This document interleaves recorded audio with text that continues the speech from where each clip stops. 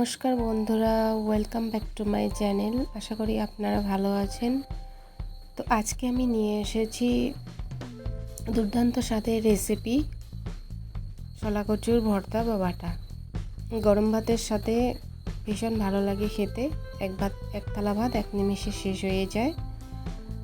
তো first time আমি এক টুকরো শলা কচু নিয়েছি। নেওয়ার পরে এরপরে আমি এটাকে উপরে আঁশটুকু আমি ছুরির সাহায্যে কেটে নেব।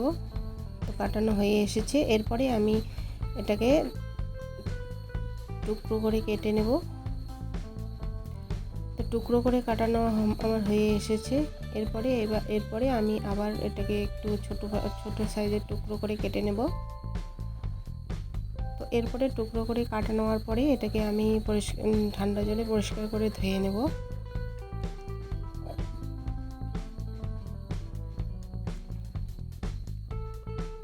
এরপরে আমি একটা মিক্সচার জার নিয়েছি। পরে আমি কচুগুলোকে সবগুলো মিক্সচার জারে দেওয়ার পরে এরপরে আমি দেব ঝালের জন্য 3টা কাঁচা লঙ্কা আর দেব সাদা সর্ষে। আমি পরিষ্কার করে ধুয়ে দিয়েছি।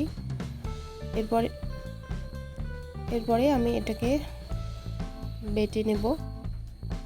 আপনারা পারলে বাটনাও বেটে নিতে পারেন। তো আমার বাটা হয়ে এসেছে।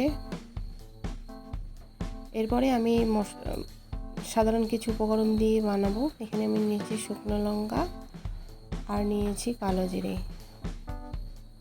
তো কড়াই বসাইলাম। বসার পরে দিলাম 1 চামচের মতো তেল। শলা কচুর বাটা বা ভর্তা আমি সামান্য পরিমাণ তেল দিয়েই বানাবো। তো ফার্স্ট টাইম আমি 2টো শুকনো লঙ্কাকে ভেজে নেব। ভেজে নেওয়ার পরে এরপরে আমি 1 চামচ কালো জিরে দেব। দিয়ে একটু আমি নেড়ে নিলাম। নেড়ে নেওয়ার পরে আমি শলা কচুটাকে ঢেলে দিলাম। তো শলা কচুটাকে একটু সময় নিয়ে আলতোভাবে মিডিয়াম টু লো ফ্লেমে রেখে ভেজে নিতে হবে। হাই ফ্লেমে রেখে ভেজে নিলে পুড়ে যেতে পারে এবং টেস্টটা খারাপ হতে পারে। তো মিডিয়াম টু লো ফ্লেমে রেখে আমি আস্তেভাবে এটাকে ভেজে নেব। দিলাম পরিমাণ মতো হলুদ, দিলাম পরিমাণ মতো লবণ দিয়ে আমি ভেজে নেব।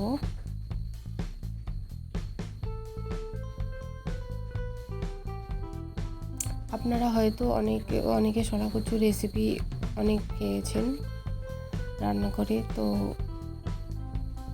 এইভাবে একবার শলা কচু বাটা বা ভর্তা বানিয়ে খাবেন, ভীষণ ভালো লাগে খেতে।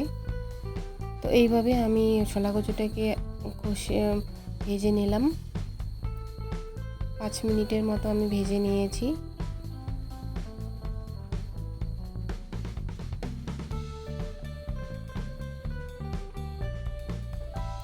তো শলা কচুটা থেকে অনেকটা জল শুকিয়ে এসেছে। তো প্রায় আমার হয়ে এসেছে। এরপরে আমি এটাকে নামিয়ে নেব। তো আমার এই ভিডিওটিকে আপনাদের যদি ভালো লাগে তো লাইক কমেন্ট শেয়ার অবশ্যই করবেন আর আমার পাশে থাকবেন আর নিত্য নতুন রেসিপি দেখবেন।